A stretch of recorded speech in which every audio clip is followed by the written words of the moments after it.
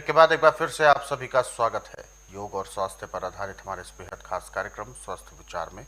मैं हूं आपके साथ आपका साथी विकास। दर्शकों, ये कार्यक्रम हम आपके लिए लेकर आए हैं ताकि आप अपने स्वास्थ्य को लेकर किसी और पर निर्भर ना रहें, क्योंकि अक्सर आपने देखा भी होगा अपने व्यक्तिगत जीवन में भी, अपने आप में या परिवार में किसी को कोई भी छोटी समस्या हो जाती है, कोई भी परेशानी होने लगती है तो तुरंत हॉस्पिटल या डॉक्टर या चिकित्सक के पास हम भागते हैं।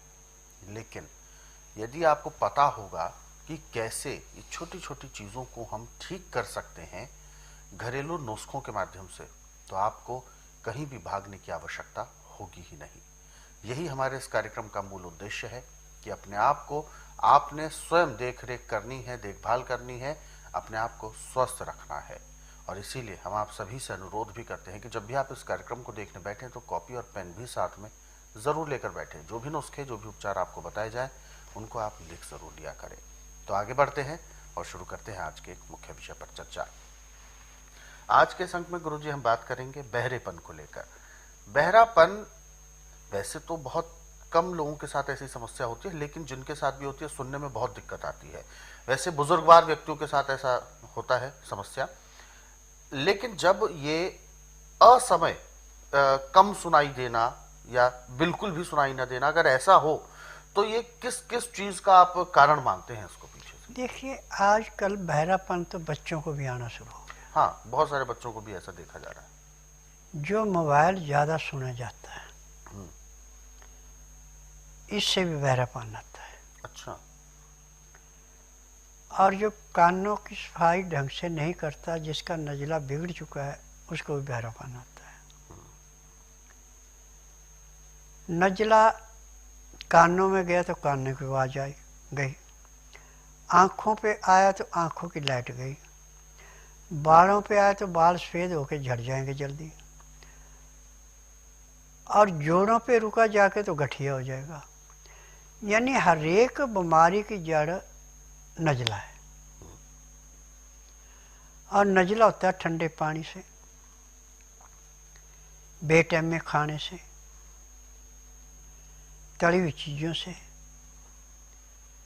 और नशा करने से बड़ी तेज़ी से बढ़ता है। अब मेडिकल में तो ऐसा है कि इसकी दवाई तो कोई है नहीं, मशीन लगा देते हैं कान में सुनने की। परंतु स्वास्थ्य विचार आर्टिफिशियल चीज़ कोई नहीं मानता, ओरिजिनल।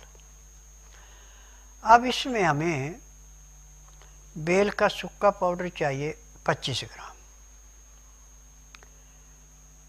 और गाय का ताज़ा पेशाब 75 ग्राम। अब इन दोनों को मिला करके धीमी आंच पे आग पे ऐसे गर्म करना है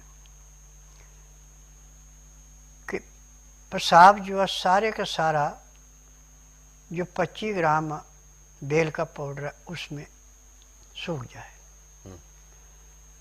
जब हल्का गीला रह जाए, सूख गया, तो उसमें फिर आप 100 ग्राम सरसों का तेल डालें। अब इसको धीमी आंच पे गर्म करना और इसको हिलाते जाना। जब इसका रंग काला पड़ जाए, इतना गर्म हो जाए, काला पड़ जाए, तो इसको नीचे उतार लें या आग बंद कर दे, बर्तन में ही रहने दें। जब इसका टेम्परेचर इतना आ जाए कि आपकी उंगली इसको बर्दाश्त करती थी, उसको छान लें और मलमल के कपड़े से 3 तय करके उससे छानना है। और जो आपका ये बेल का पाउडर था, इसको ऐसे दबा के निचोड़ के सारे बूंद बूंद निकाल लेनी। अब जो आपने 100 ग्राम तेल डाला था, ये आपके पास 75 ग्राम से लेके 50 ग्राम के बीच में रहेगा। अब इसमें 75 ग्राम पे यदि वो पूरा जला नहीं है तो 50 ही रह जाएगा, पूरा जल गया तो 75 रख लेना।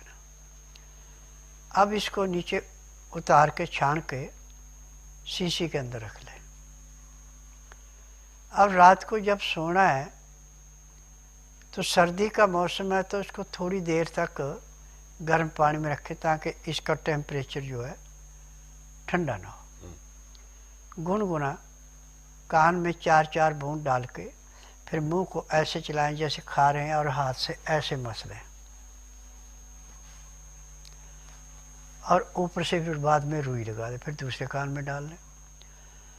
सुबह अपने फ्रेश होने के बाद सारे कार्य करने के बाद रुई निकाल दें और सिलाई पे रुई लगा करके अंदर से सफाई करें। बड़ा कचरा निकलेगा उसके साथ, जितना कचरा निकलता जाएगा उतनी आवाज़ खुलती जाएगी। महीने 1.5 महीने में आपके स्पीकर नए हो गए। परंतु आप मोबाइल सुनना है तो कान के पास ऐसे नहीं सुनना, या उसका वॉल्यूम खोल के ऐसे सुन ले, उससे नुकसान नहीं होगा। जब ऐसे सुनते तो नुकसान होता है। अब खान पान पे ध्यान दें। तली हुई चीज़ें, मैदे की चीज़ें, ठंडा खाना, बासी खाना, फ्रिज की कोई चीज़ नहीं लेनी। खाना जब खाना ताज़ा खाना, गर्म गर्म खाना। जिस भी नाज को खाना उसकी चोकर नहीं निकालनी।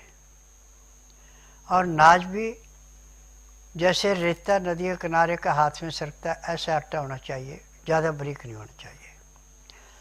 दाल सब्जी जो आपने बनानी है वो भी आपने अमोनिया के बर्तन में नहीं बनानी, बाकी किसी ने बनाया मिट्टी का बर्तन हो तो सोने पे सुहागा। अब इसमें पकाते समय आप सिंधा या काला नमक डालेंगे, काली मिर्च हल्दी डालेंगे, कोई मसाला नहीं डालेंगे। अब इसमें छौंक नहीं लगाया जाएगा तो आपको इससे पूर्ण लाभ होगा। जिसको कानों में बिल्कुल सुनाई पड़ता ही नहीं है उसको 3 दिन में सुनना शुरू हो जाता है और महीने 1.5 महीने में उसके स्पीकर नए हो जाते हैं, पूरी आवाज़ आना शुरू हो जाती है। परंतु उसके बाद इतना ध्यान रखना कि कान में मोबाइल लगा के नहीं सुनना, उसका स्पीकर ऑन करके और ऐसे सुन लो, वो नुकसान नहीं करेगा। और खान पान में जो है दिन का खाना 12 बजे से पहले पहले, रात्रि का दिन अस्त होने से घंटा 1.5 घंटा पहले। खाना खाते समय भी 2 गिलास गर्म पानी, लहसुन प्याज अदरक का रस मिला के पीना अति आवश्यक है ताकि नजला आपका बने ना। लहसुन प्याज अदरक वात पित्त कफ को तीनों को कंट्रोल रखने के लिए अमृत है। यदि हमारा वात पित्त कफ तीनों का संतुलन बना है तो हमें रोग ही कोई नहीं है। परंतु जब कफ बढ़ता है, वात और पित्त घटता है तो आपको एक नहीं कई किस्म के रोग पैदा हो जाते हैं। जितने भी पैर के तलुए से सिर के तक के रोग हैं ये सारे के सारे नजले से हैं। यदि नजला आपका ठीक है तो आपको कोई रोग नहीं है। और जो नियम मैंने बताया इसको आप अपनाते हैं तो आखिरी सांस तक आपको कभी भी सुनाई में किसी रोग के खातिर किसी डॉक्टर हकीम के पास जाने की ज़रूरत नहीं पड़ेगी। आप अपना स्वयं अपना इलाज कर सकते हैं। आपके चूल्हे चौके में 108 वस्तुएं ऐसी हैं जिनसे हम हर एक रोग को समाप्त कर देते हैं। एलोपैथिक में जितनी दवाइयाँ हैं ये तो हैं सिर्फ रोग को दबाने के लिए, किसी रोग के काटने के लिए। और एलोपैथिक दवाई एक बार स्टार्ट करा दी तो जब तक आपके शरीर के अंदर सांस है तब तक खानी पड़ेगी। जो हमारा आयुर्वेद यूनानी होम्योपैथी का इसमें भी यही है कि ये अपने आप तो दवाइयाँ बनाते नहीं, फार्मेसी से दवाइयाँ बन के आती हैं, उनमें नुस्खा पूरा नहीं है तो वो भी बिजनेस ही है, वो भी रोग निकाल। परंतु मेरा एकमात्र आश्रम ऐसा है कि इसमें बिजनेस नहीं है, इसमें रोग की काट है। जिस दिन रोगी आता है, नाड़ी परीक्षण होता है, दवाई लेता है, दवाई नियम से खाता है तो 20% आराम तो उसको उसी दिन परमानेंट मिलता है, रोग चाहे कितने पुराने से पुराना। 15 दिन में 50 से 60% आराम मिलता, महीने 1.5 महीने में रोग समाप्त होता, दवाइयाँ बंद हो जाती है। मेरे आश्रम की दवाई सारी उम्र नहीं खानी पड़ती, केवल उतने दिन खानी जितने दिन रोग है, रोग समाप्त हो गया, दवाइयाँ बंद हो गई। बिल्कुल। तो दर्शकों, ये जो बातें हैं, ये जो दिक्कतें आती हैं, इसके पीछे कारण बहुत सारे हो सकते हैं, लेकिन हमें ध्यान देना है सावधानियों पर और फिर हमें ध्यान देना है उपचार पर।